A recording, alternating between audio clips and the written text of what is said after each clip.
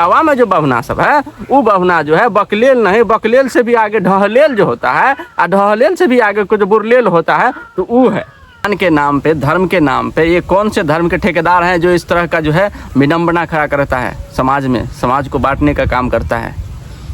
पता है, यही वो दो कौड़ी के जो बकलेल ब्राह्मण जिसको हम बोले हैं बकलेल बभना, यही है वो। तुमको गर्व होना चाहिए था कि जिस वंश की कथा हम करवाने जा रहे हैं उसी वंश का हमारे पास आया है कथा कहने के लिए, तुमको गर्व होना चाहिए। हेलो दोस्तों, नमस्कार, प्रणाम। तो कैसे हैं आप लोग? उम्मीद करते हैं सब बढ़िया होंगे, तो जहाँ भी है स्वस्थ होंगे। तो इस वीडियो का आप सभी का वेट था, इंतज़ार था, क्योंकि हमने पोस्ट भी डाले थे कि इटावा वाले घटना पे हम अपना ओपिनियन दे या रिएक्शन दे कि नहीं। तो हमारे जितने भी दोस्त यस नो में कमेंट किए थे, बहुत सारे में लगभग यस का ही कमेंट आया है। तो उस पे आज हमारा ये वीडियो है। तो वीडियो स्टार्ट करने से पहले हम आपको एक क्लिप दिखाना चाहते हैं इटावा वाले। आप क्लिप देखिए, उसके बाद हम आगे बात करते हैं। चीज याद रहे वो चाहिए कि ब्राह्मणन के गांव में आके तुमने मतलब जो करो वो जो तुम्हारी बाकी सजा है, तुम जिंदगी तुम्हें ऐसा करबो नहीं चाहिए। तो जो तुमने करो भाई ले ले बंदी है महाराज क्या करे, पूरा बुढ़वा पूरा ले ले तो मेन है, बस जान दो ना।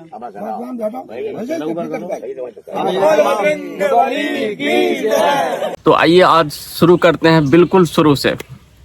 तो आज हम बात करेंगे सिर्फ और सिर्फ एक ही जो घटना हुई है, एक जो घटना हुई है उसी एक ही घटना के ऊपर हम बात करेंगे, और उसी पे जो क्या रिएक्शन है मेरा, क्या रिएक्शन है आप लोगों का, क्या ओपिनियन हम दे रहे हैं, क्या किस उस घटना को हम किस रूप से ले रहे हैं, उस विषय पे हम बात करेंगे। और बस जो सत्य है, जो सत्य घटित हुआ है, बस वही बात करेंगे। तो सबसे पहले हम बात करना चाहेंगे जो घटना हुई है इटावा में 21 जून 2025 को जो हुई है, उसमें घटना का मुख्य रूप था जाति। मुख्य कारण जो था जाति था, और दूसरा कारण था कि कारण तो नहीं था, वो आयोजन था। दूसरा कारण था श्रीमद् भागवत कथा। श्रीमद् भागवत कथा में जो कथावाचक थे और जो कथा कहने आए थे, उनकी जाति को लेकर के जो है ये इतनी बड़ी घटना हुई। और पूरा देश में जो है दो भागों में जो हिंदू समाज है, दो भागों में अभी बटा हुआ है, एक यादव एक ब्राह्मण। तो उसी घटना पे जो है आज हम बात करना चाहेंगे। उसी घटना पे मेरा क्या ओपिनियन है, हम किस उस घटना को किस रूप से हम लिए हैं, किस रूप से हम देख रहे हैं, उसी पे हम चर्चा करेंगे। तो सबसे पहले हम चर्चा करना चाहेंगे जो श्रीमद् भागवत कथा है, और ब्राह्मण समाज जो करवाते हैं श्रीमद् भागवत कथा, जो ब्राह्मण करवाते हैं, उनका अक्सर हम देखते हैं बहुत सारी ऐसी घटनाएं हम देखे हैं जहाँ पे श्रीमद् भागवत कथा का आयोजन हुआ और उसका वो भागवत कथा चाहे शुरुआत में हो चाहे अंत में हो, कुछ न कुछ ऐसा घटना हो जाता है कि वो उसका असफल हो जाता है, बिल्कुल सफल नहीं हो पाता है। आप बोलेंगे कैसे सफल नहीं हो पाता है? श्रीमद् भागवत कथा में श्री कृष्ण के बारे में जो है बताया जाए, श्री कृष्ण की घटनाएं बताया जाए, श्री कृष्ण की कथाएं कही जाती है, उनका यदुवंश का उल्लेख किया जाता है। और ये चीज़ कभी भी ब्राह्मण एक्सेप्ट नहीं करता है। ब्राह्मण जो है कभी एक्सेप्ट नहीं करता है। अगर वो एक्सेप्ट ही नहीं करेगा, उस कथा को एक्सेप्ट ही नहीं करेगा, तो भाई तुम्हारा सफल कहाँ से होगा? कहाँ से होगा? जो कथावाचक है आएंगे, तुमको घोड़ घोड़ के 8 दिन 10 दिन जो कथा होती है 10 दिन में तुमको बढ़िया से समझाएंगे, और 11वें दिन क्या, 11वें दिन तुम्हारा वही हाल हो जाता है जो पहले दिन था। तो फिर क्या किया तुमने कथा करवा करके? खैर छोड़ो, तुमको एक्सेप्ट करना है नहीं करना है उससे कोई मतलब नहीं, हम उस विषय पे नहीं जाएंगे, ठीक है। और क्यों नहीं एक्सेप्ट करते हैं, क्यों नहीं एक्सेप्ट कर पाते हैं, उस पर भी हम बात करेंगे। मेरे गांव में भी एक घटना हुआ है, उसको हम बाद में बात बताएंगे, लेकिन पहले हम इटावा पे बात करते हैं। अब इटावा में जो हुई घटना, उसमें ब्राह्मणों द्वारा जो है आमंत्रण दिया गया कथावाचक को। उस समय उनकी जाति नहीं पूछी गई, कुछ नहीं। वो जब कथा करने के लिए आए, दिन में पूजा हुआ, बहुत बढ़िया, बहुत अच्छा, कलश स्थापन वगैरह होते हैं, सभी चीज़ पूरा शांतिपूर्ण बढ़िया जो है सुसज्जित तरीके से हुआ, ठीक है। जब रात की पूजा हुई, शाम की पूजा स्टार्ट हुई, उस समय ये लोग उनसे पूछते हैं कि तुम्हारा जाति क्या है। जब उनको उनका जाति पता चलता है कि ये यादव कुल के हैं, यदुवंश हैं, यादव जाति के हैं, तो बोलते तुम्हारा हिम्मत कैसा हुआ कि ब्राह्मण के सामने में तुम गद्दी पर बैठकर कथा कैसे सुना सकते हो ब्राह्मण को?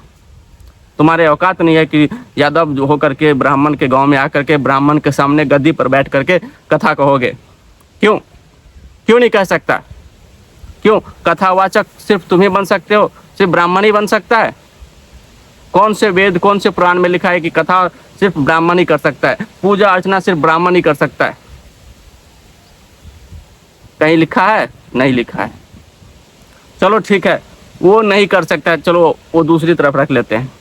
वो नहीं कर सकता है, तुम उसको बोलते भाई आप चले जाओ, आप नहीं कथा कर सकते हैं।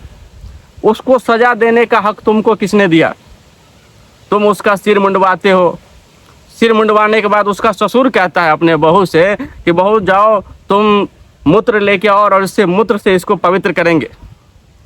अबे साले, तुम्हारे ससुर को कैसे पता कि तुम्हारे बहू का मूत्र जो है पवित्र है, गंगा जल से भी पवित्र है? कैसे पता चला?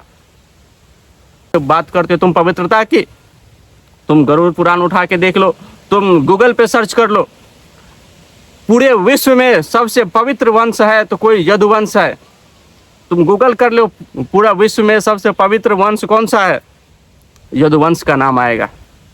और तुम उसे पवित्र करने चले हो, वो भी ब्राह्मण के मूत्र से, वो तुम्हारे अपने बभिनिया के मूत्र से। हमारे ठेठ भाषा में, हमारे मैथिली भाषा में बावन बभिनिया कहा जाता है, और हम तो बभिनिया ही कहेंगे क्योंकि साला वो मूर्ख थी, उनको जरा सा भी ज्ञान नहीं था। मूर्खो, सबसे पहले हम एक बात बताना चाहते हैं तुमको, एक और बात बताना चाहते हैं कि हमारे मिथिलांचल में कहावत है, हम मिथिला से बिलोंग करते हैं, और मिथिलांचल में भी बहुत ब्राह्मण हैं, और उसमें बहुत ब्राह्मण अच्छे भी हैं, और वहाँ पर भी बकलेल है कुछ, उनके लिए भी कहावत है। जो अच्छे हैं तो भाई अच्छे हैं, और जो बकलेल हैं उनके लिए भी कहावत है। और उनके लिए क्या कहावत है हम आपको बताते हैं। उनके लिए ये कहावत है कि बकलेल बभना एक रति नून लकड़ैया खेखना। इसका मतलब हम आपको समझाते हैं। जो बकलेल है उसको बकलेल क्यों कहा गया? क्योंकि तुम मूर्खों से भी उस साइड चले गए। थोड़ा सा नमक के लिए तुम साला तब से तुम कै कौ कर रहे हो, इतना सा नमक के लिए। वही कहावत है बकलेल बभना एक रति नून लकड़िया फेंकना। इटावा में जो बभना सब है वो बभना जो है बकलेल नहीं, बकलेल से भी आगे ढहलेल जो होता है, और ढहलेल से भी आगे कुछ बुरलेल होता है, तो वो है। एक बात और बताना चाहेंगे, जब पूजा अर्चना हुई, कलशस्थापन हुआ, तो तुम भगवान श्री कृष्ण का पूजा करने गए थे, कलशस्थापन किए, जो भी भगवान का उस टाइम पूजा किए, तुम भगवान से मतलब आशीर्वाद लिए, भगवान का तुम पूजा किए, भगवान को तुम प्रणाम किए। तुम महाराज जी को प्रणाम करने गए, अपने आस्था से गए ना, कथावाचक को प्रणाम करने गए, महाराज को प्रणाम करने गए। क्या महाराज बोला कि आओ मुझे प्रणाम करो, मेरा पैर छुओ? तुम अपने श्रद्धा से गए थे उनका पैर छूने के लिए, और वो अपनी श्रद्धा से आशीर्वाद दिए होंगे। तो तुम उस बात का बदला लेते हो रात में कि नहीं हम तुम्हारा पैर छुए थे, तुम अपना नाक मेरे पैर पे रगड़ो। और ये बभिनिया जो है, ये बभिनिया का हम फोटो हम आपको लगाते हैं, इसमें फोटो देखिएगा। ये बभिनिया अपने पैर पे उसका उनका नाक रगड़वाती है, और पीछे से आवाज आता है, तुम्हारे लिए ये सजा है कि तुम ब्राह्मण 103 घर के ब्राह्मणों में आकर के जो तुम कथा करने का जो काम किया है, आगे से तुम याद रखोगे, ये तुम्हारे लिए सजा है। अबे साले, हम तुमको बताते हैं, तुम 103 हो वहाँ पे, या 105 हो, या 150 हो, या 200 हो, अगर 10 घर भी वहाँ पे यदुवंश होता ना, तो तुमको सुधार के रख दिया रहता। तुम्हारा जो नौटंकी है ना, सब नौटंकी बंद कर दिया रहता। हम बात करते हैं भगवती पूजा का, दुर्गा पूजा का। अब हम आपको बताते हैं, दुर्गा पूजा में कलशस्थापन होता है। कलशस्थापन से अष्टमी तक कोई भी हमारे सनातन धर्म में है कि कोई भी मांस मछली नहीं खाएगा जब तक भगवती का बलि प्रदान नहीं स्टार्ट होता है, तब तक जो मांस मछली नहीं खाता। क्योंकि हमारे मिथिलांचल में बलि प्रदान होता है, और हमारे मिथिला के ब्राह्मण क्या करते हैं आपको पता है? ब्राह्मण नहीं, बभना, मिथिला का बभना क्या करता है पता है? कलशस्थापन दिन के दिन भी वो मछली खाता है। दिन को पूजा करता है मंदिर में, रात को मछली खाता है। द्वितीय में, तृतीय में, चतुर्थी में, हर दिन वो मछली खाता है। मछली क्या, मांस भी खाता है। क्यों? क्योंकि उस टाइम कोई और सनातनी धर्म वाले मछली नहीं खरीदते हैं, मुर्गा नहीं खरीदते हैं, मांस नहीं खरीदते हैं, उनका रेट नीचे हो गया रहता है। और ये साले इतने कंजूस होते हैं कि उस टाइम जाके मछली खरीद के खाते हैं, मुर्गा खरीद के खाते हैं। मैं उसका प्रूफ दे दूंगा आपको। अगर आप प्रूफ मांगोगे तो हम आपको उसका प्रूफ दे देंगे। हमारे भी बहुत सारे मित्र हैं ब्राह्मण, कुछ अच्छे हैं और कुछ बकलेल ढहलेल भी हैं। मेरा तो सर दुखने लगा भाई, आज मैंने बाल भी हटा लिए हैं सारे, कि सर थोड़ा हल्का हो जाए तभी मैं वीडियो बनाऊं। लेकिन बाल हटाने के बाद सर तो बहुत हल्का हो गया, लेकिन इन मूर्खों का जो चर्चा उठा लिया मैं, इन गधों का जो मैंने चर्चा उठा लिया है, उससे मेरा सर दर्द करने लग गया है। मैं इनकी मानसिकता को देख करके, इनकी क्या सोचन शक्ति रही होगी उस टाइम, वो देख करके जो मेरा सर दर्द करने लगा है। साले तुमको जरा सा भी समझ नहीं आया। अगर मान लो एक और बात इसमें अभी आई है, 5-6 दिन हो गई घटना की। पिछले 26 जून 2025 को बहुत सारे यादव समाज के लोग वहाँ पर गए हैं, तो सबकी फट गई, सभी वहाँ से गायब हो गए, बहुत सारे गायब हो गए। लगभग 19 ब्राह्मण जो है, अभी हम आपको एक क्लिप लगाते हैं, आप इस पे एक स्क्रीनशॉट है, हम आपको ऐड करते हैं, आप देखिएगा। शायद न्यूज़ 24 का है, किसका क्लिप है हम आपको बताते हैं। शायद न्यूज़ 24 का क्लिप है, उसमें बताया जा रहा है कि 19 ब्राह्मण अभी तक जो है गिरफ्तार हुए। जब तुम्हारी गलती नहीं थी तो तुम गिरफ्तार कैसे हुए? अभी उनका कहते हैं एक स्टेटमेंट आया है, उस बबिनिया भोजी का स्टेटमेंट आया है। उस स्टेटमेंट में वो कह रही है कि ये कथावाचक जो थे हमारे साथ बदतमीजी कर रहे थे, इसलिए हमने इस तरह का कार्य किया।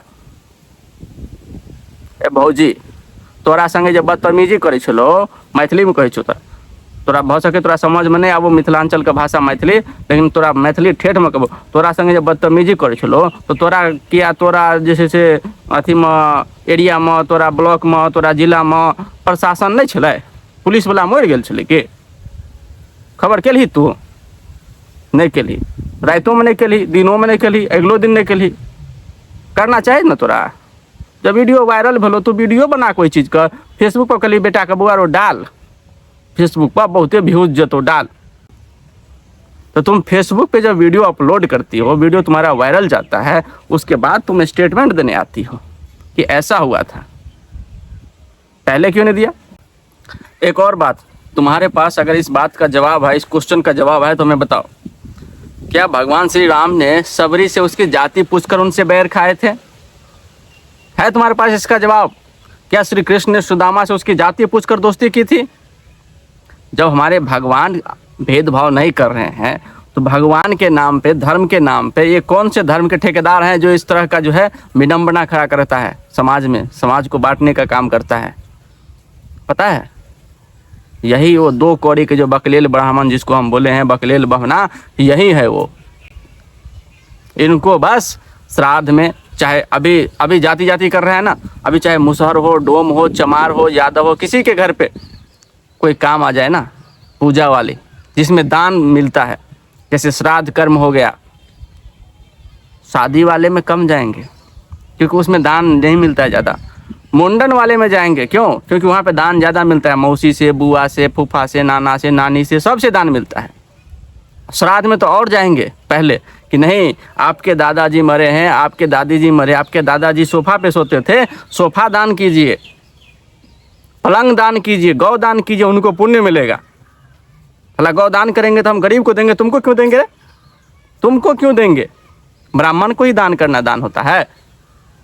असली दान वो है जिसको जिस चीज़ की आवश्यकता होती है, वो उस चीज़ के लिए तड़प रहा है, उसको आप दान किए तो आप पुण्य के भागी होंगे। कोई भूख से तड़प रहा है, उसको आप खाना खिलाए तो आप पुण्य के भागी होंगे, ताकि ना कि आप जो है ब्राह्मण को जो खटिया दान करने से, या पलंग दान करने से, या सोफा दान करने से, या गौ दान करने से आप पुण्य के भागी होंगे और आपके पूर्वज खुश होंगे। खुश नहीं होंगे।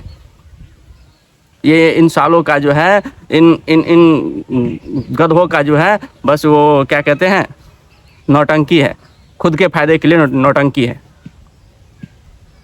खैर छोड़िए इन सब बातों को, हम बात कर रहे थे हम अपने गांव के बारे में। जो भागवत गीता जो है, भागवत कथा जो करवाते हैं और सफल नहीं होता है, हम उसके बारे में आपको बताना चाहेंगे कि हमारे गांव में भी एक गौनू झा है। झाजी में गौनू झा का बहुत फेमस कथा है हमारे मिथिलांचल में। बहुत सारे कथाएँ हैं, बहुत सारे कहानियाँ हैं जो मिथिला के हैं, वो सुने होंगे और समझ रहे होंगे। तो हम उस आदमी का नाम नहीं लेंगे इसमें, और उसको जो है हम गनु झा ही बोलेंगे इस वीडियो में। और उन्होंने भी कुछ दिन पहले हमारे गांव में भागवत कथा का आयोजन किया था। भागवत कथा बहुत बढ़िया हुआ, बहुत अच्छा हुआ, सब कुछ बहुत अच्छा हुआ। भागवत कथा के बाद कथावाचक जो महाराज जी आए थे उनको बोले कि आप जो है अन्नदान कीजिए, आप अन्नदान कीजिए और जितने भी ग्रामीण हैं उनको भोजन करवाइए, आपका कथा सफल रहेंगे। चाहे वो कथावाचक बोले या उनके मन में, खुद के मन में विचार आया, वो अलग बात। लेकिन उस विचार में उन्होंने क्या किया, उनके मन में जो भी विचार है, चाहे उन्होंने कथावाचक से पूछा हो, चाहे उनके खुद के मन में विचार आए, कुछ भी हुआ हो, वो हमें नहीं पता। उन्होंने क्या किया, पूरे गांव में निमंत्रण दिया, सबको निमंत्रण दिया, भाई शाम में जो है आपका भोजन हमारे घर में है, आज शाम का भोजन आप करेंगे, ठीक है। पूरे गांव के लोग वहाँ पे पहुँचे। जब खाना खाने गए तो गेट पे वो खुद खड़ा होकर के हर घर से एक व्यक्ति को जाने दिए। भाई निमंत्रण, आप हर घर से एक व्यक्ति को जाने दे रहे हैं। कोई पिता जा रहा है, अब पिता के साथ उसका छोटा सा बेटा जा रहा है, अगर 2 साल का, 4 साल का, 5 साल का, 10 साल का छोटा बच्चा, 5 साल का छोटा बच्चा होता है, उनको जो है भोज में कहते हैं, भोज में खाने में उनका लालसा, बच्चा खाता कितना है, थोड़ा सा चावल, एक पूरी, इतना ही खाता है। और उनका बस लालसा रहता है कि हम जाके भोज खाएंगे, भोजन मिथिलांचल में भोज बोलते हैं, तो भोज खाएंगे। उस बच्चा को वापस कर दिया गया। वहाँ पे जाकर गेट पे खुद बोला गया कि भाई या तो तुम जाके खाओ या तुम्हारा बच्चा खाएगा, कोई एक जन ही जाएगा। भाई तुमको अगर ऐसा था, निमंत्रण देते वक्त ही बोल देता कि एक ही जन का निमंत्रण दे रहे हैं हम। तुम निमंत्रण दिए जाके सबको, और भोजन करते वक्त वापस कर।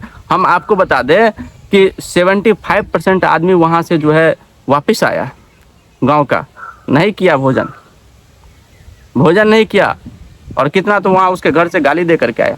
तो आपका ये भागवत सफल हुआ, भागवत कथा आपका ये सफल हो गया? नहीं हुआ।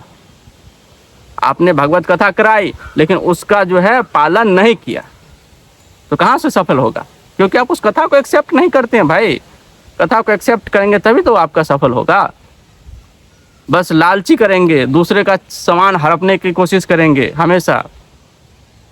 ये ब्राह्मणों का बस यही चोचला रहता है। जो हमारे गांव में कुछ हैं, उनकी बात हम बता रहे हैं, उनका बस यही रहता है, कितना भी रहेगा ना, कितना भी कुछ हो जाए, बस उनका है कि हड़पना है। श्रीमद् भागवत कथा जो होती है, तो उस कथा में तुम किसको पूछते? हमें एक क्वेश्चन का जवाब दो। तुम उस कथा में किसको पूछते? श्री कृष्ण को। श्री कृष्ण कौन से जाति से थे, कौन से कास्ट से थे, कौन से वंश से थे? पता है ना तुमको? यदुवंश थे। जब यदुवंश थे, यदुवंश को तुम पूज रहे थे, यदुवंश को पूजने के लिए बुलाए थे, और एक यदुवंश ही तुमको कथावाचक के रूप में आया था, तो तुमको गर्व होना चाहिए था। तुमको गर्व होना चाहिए था कि जिस वंश की कथा हम करवाने जा रहे हैं, उसी वंश का हमारे पास आया है कथा कहने के लिए, तुमको गर्व होना चाहिए था। अरे मूर्खो, तुम अपने पैर पे खुद ही कुल्हाड़ी मार लिए हो, अपने पैर पे खुद ही कुल्हाड़ी मार लिए हो। और आज जो हम ये कह रहे हैं, एक जाति को लेकर के नहीं, एक कास्ट को लेकर के नहीं कह रहे हैं, तुम्हारी सोच को लेकर के कह रहे हैं कि तुम्हारी सोच इतनी नीच थी कि तुम खुद ही जो है उन पे जो है अत्याचार करना स्टार्ट कर दिए। और तुम्हारा जो स्टेटमेंट था कि तुम यादव होकर के 103 घर के ब्राह्मणों के बीच में कथा करने की हिम्मत कैसे कर लिए, इस स्टेटमेंट पे हमारा ये वीडियो बना है। इसी स्टेटमेंट पे तुम्हारा स्टेटमेंट बहुत ही गलत था, और बहुत ही घटिया स्टेटमेंट था तुम्हारा, और बहुत ही घटिया काम किया तुम लोगों ने, बहुत ही घटिया रूप से इस घटना को जो है अंजाम दिया है।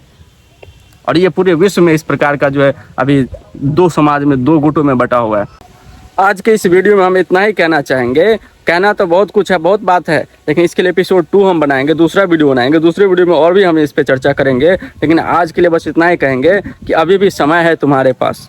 हम आपको एक फेसबुक का जो है कहते हैं स्क्रीनशॉट लगाते हैं, विकास तिवारी करके ऐसा कुछ नाम है लड़का का, वो कह रहा है कि पूरा यादव समाज जो है एक हो गया है, तो ब्राह्मण समाज भी एक हो जाओ और यादव के किसी भी काम में, पूजा में, विवाह में मत जाओ। हम उससे कहना चाहते हैं, अबे गधे, तुमको भी बोलते हो अबे गधे, साले तुम्हारे आने या ना आने से हम लोग का काम रुक जाएगा। हम एक बात बताना चाहते हैं आपको कि हमारे गांव में जिस दिन आज ये वीडियो शूट हो रहा है, आज ही हम बाल मुंडवाए हैं और आज यहाँ पे श्राद्ध कर्म हो रहा है। हमने ब्राह्मण पंडित को नहीं बुलाया है। और हम आपको एक स्क्रीनशॉट लगा देते हैं। कई ऐसे गांव हैं जहाँ पे लिख दिया है गांव के बाहर कि इस गांव में ब्राह्मणों का पूजा पाठ करना सख्त मना है। समझ में आया? तुम क्या नहीं आओगे, हम खुद ही तुमको नहीं आने देंगे। ऐसे घटिया सोच वालों के साथ कौन पूजा पाठ करवाएगा?